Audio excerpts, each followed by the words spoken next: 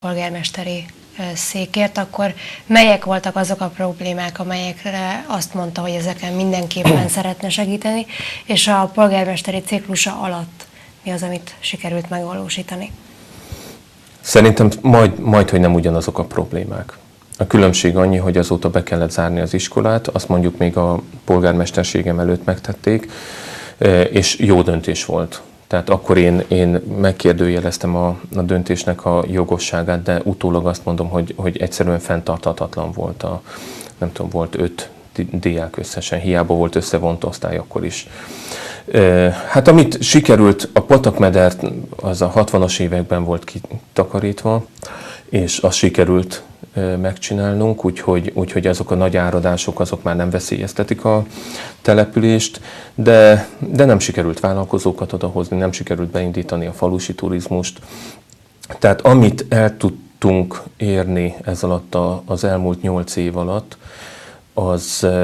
azok nem látványos fejlődések. Van 85 méternyi új járdánk, ami a vicc kategóriája egyébként. Az sikerült, hogy ezekkel a kreatív ötletekkel és akcióinkkal fölhívtuk annyira Ivádra a figyelmet, és talán sikerült egy olyan képet kialakítani a településről, amelyik azt jelenti, hogy egy vendégszerető, egy vidám, igazán összetartó közösség. Ivád nevét, hogyha bárhol megemlítjük az országban, egy kis segítséggel, tehát valamelyik akciót megemlítve, azért szinte mindenki hallott már rólunk. Ez egy nagyon-nagyon jó alap arra, hogy most el lehet kezdeni építkezni és a falusi turizmust fölfuttatni. Hiszen már érdeklődnek, tudják, hogy miről van szó. Most már azt kellene megtenni, hogy legyenek falusi szálláshelyek. Ez a 22-es csapdájában vergődünk. Nincsenek szálláshelyek, mert nincsenek turisták. És azért nincsenek turisták, mert nincsenek szálláshelyek. Tehát ebből ki kell valahogy zökkenni. És hát végre remélem, hogy majd egyre többen látnak lehetőséget abban, hogy Ivádra érdemes eljönni, és ott érdemes mondjuk valami, ha más nem, akkor egy rövid időre egy kis kávézót, vagy egy teraszt csinálni, vagy valami ehhez hasonlót. És ha már itt az ötleteknél tartunk, ugye volt a zászlót játszótérért, illetve vásároljon halhatatlanságot Ivádon. Ennek keretében a Falupár utcájának a nevét árusította egy internetes oldalon, ahol lehet vásárolni.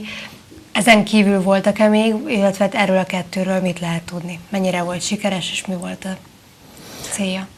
Hát akkor vegyük sorba. Az első olyan akció, amikor egyáltalán föl lehetett figyelni a képviselőtestületre vagy Ivádra, az még 2004 környékén volt, amikor bevezették erőnek erejével a mobilpostákat a kis településen, és akkor ahhoz, hogy föl tudjuk hívni a figyelmet erre a problémára, fölgyújtottam egy postakocsit. Utána volt, igen, valóban volt ez a játszótéri cserebere, amikor a kis asztali zászlót cseréltük mindig egy kicsivel értékesebb dologra. Először egy belga csokoládéra, annál egy kicsivel értékesebb volt egy üveg ital, azt egy köbméter tűzifára, és így tovább. És egy 7 milliós játszótér lett belőle. Az igazi siker történet volt. Aztán volt ugye ez az utcaneveket lehetett megvásárolni, halhatatlanságot lehetett volna vásárolni Ivádon. A probléma ezzel az volt, hogy ez egy nagyon jó marketing húzás volt.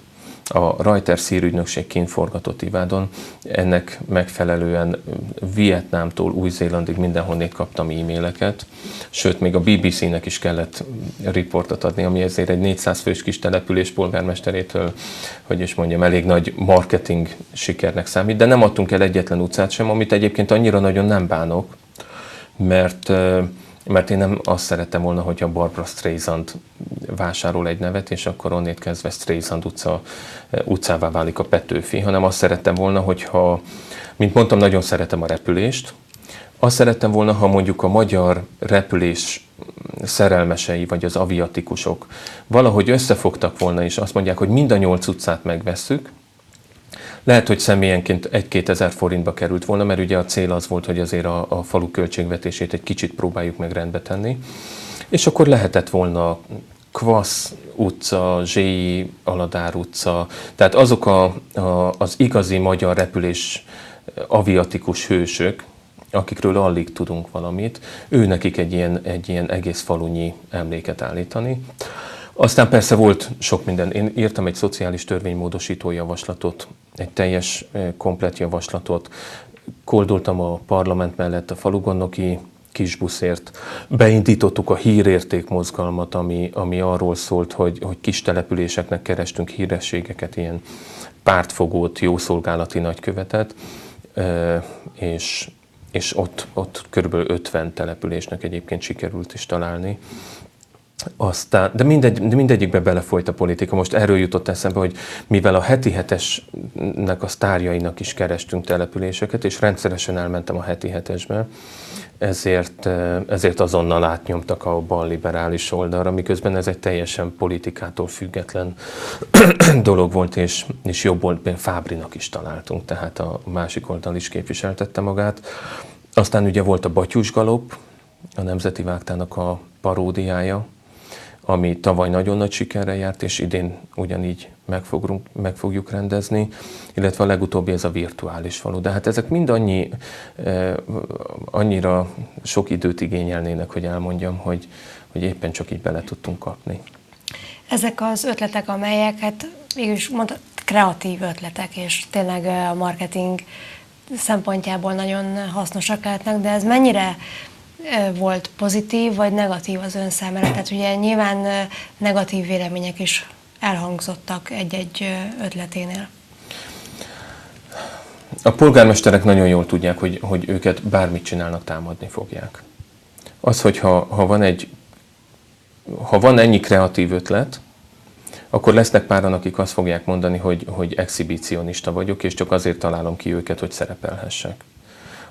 Aztán bármit csinál az ember, mindig valakinek keresztbe tesz, vagy nem lesz olyan nagyon népszerű.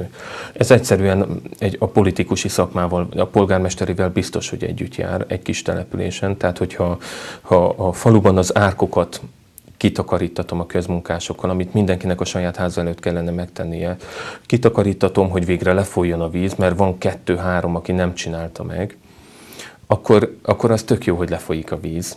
Na de akik kitakarították az árkokat, azok egy kicsit orrolnak rám, hogy helyettük miért csináltam meg, akik meg nem takarították, akkor mostantól ők se takarítsák. Akik meg lusták voltak és nem takarították ki, azok meg azért haragudtak, mert kiástuk a földet és kiraktuk oldalra, és csak annyit kellett volna, hogy ezt ugye elplanírozzák. És ők meg azért haragudtak, hát hogyha az árkot nem ásták ki, akkor nem örültek annak, hogy megcsináltuk helyettük a munkát, hanem vigyük el a földet is onnét. Tehát aki így dolgozik, az mindig megítéltetik. A kreatív ötletek meg minél távolabb vagyunk Ivádról, egyébként annál inkább elismertek, és annál népszerűbbek. Szóval érdekes egy helyzet ez. Meg aztán az is, hogy az ivádiak hogy fogadják ezeket az ötleteket. És a saját megítélésem az ritkán kerül szóba. Én azt mondom, hogy én nem tudom megmondani, hogy jó polgármester vagyok-e vagy sem. Azt tudom, hogy a település marketing részét azt jól csinálom. De hát egy polgármesternek nem azzal kellene foglalkoznia, hogy teremtsen egy játszóteret ilyen őrült ötletekkel. Ez a hab kellene, hogy legyen, vagy a cseresznye a habon, a tortán. Szóval nem ez lenne a feladat. De hát olyan az önkormányzati finanszírozás, meg az önkormányzatiság annyira sárba van tiporva, hogyha fejlődést vagy eredményt akarok felmutatni, akkor maximum ezt tudom tenni.